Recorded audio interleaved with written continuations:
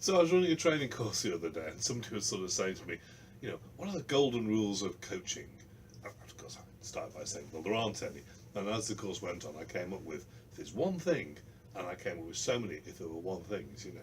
And I think the first one that I started off with was that everything that we do as a coach is in service of the client. Mm-hmm. Because it was almost like somebody in the room was trying to be a really good coach. Mm-hmm. And it's like, I've got to look like a good coach. I'm charging all this money. I've got to look like a good coach, and they try too hard. Mm-hmm. So it's like everything we do is in service of the client, not in service of our own ego. My number one rule is to coach the person, not the problem. I think. Okay. Yeah, yeah. Say more about that. Well, I think that we've all grown up in a world that has us be great problem solvers and doers and fixers.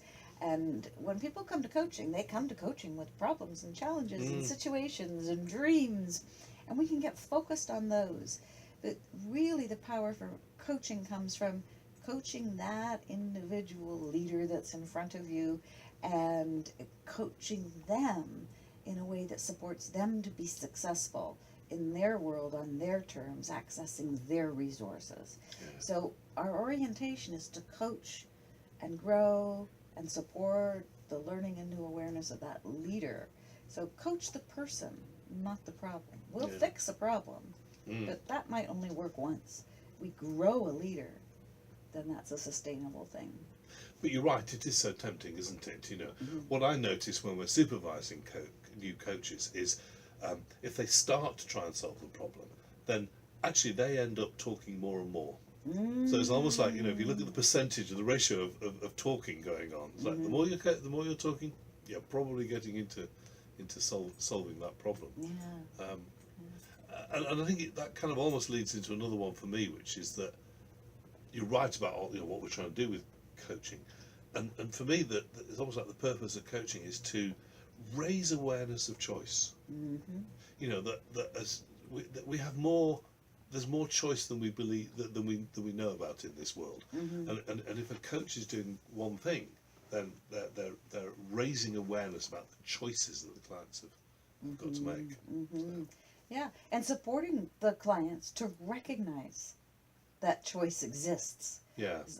Often people do not see or connect with the things that are going on for them as being things that they really have a choice about. Interesting. Yeah. And then I liked your you had a 3-line mantra on coaching you were telling me the other day. I do. For years now, and I can't remember where it came from, so I don't know that I can claim it as my own, but I often will say to people to get out a piece of paper and to write down the 3 rules of coaching. And rule number 1, the coachee does the work.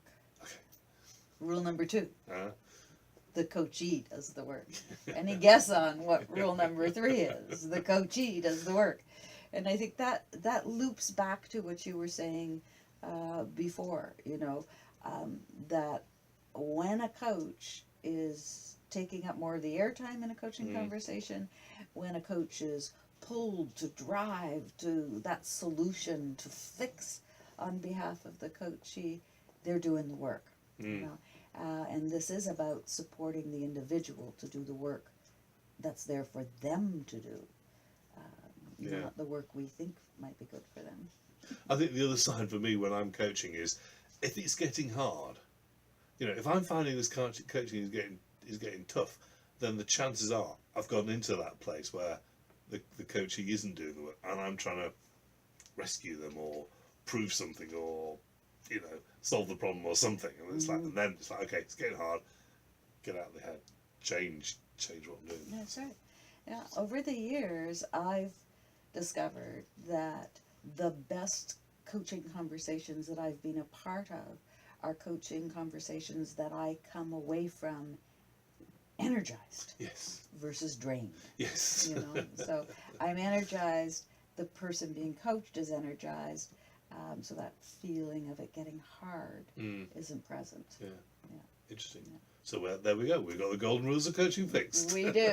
Well, I don't know if they're fixed, but they're there and It's a start, available. It's yeah. a start. Yeah, great. Thank you. Thanks.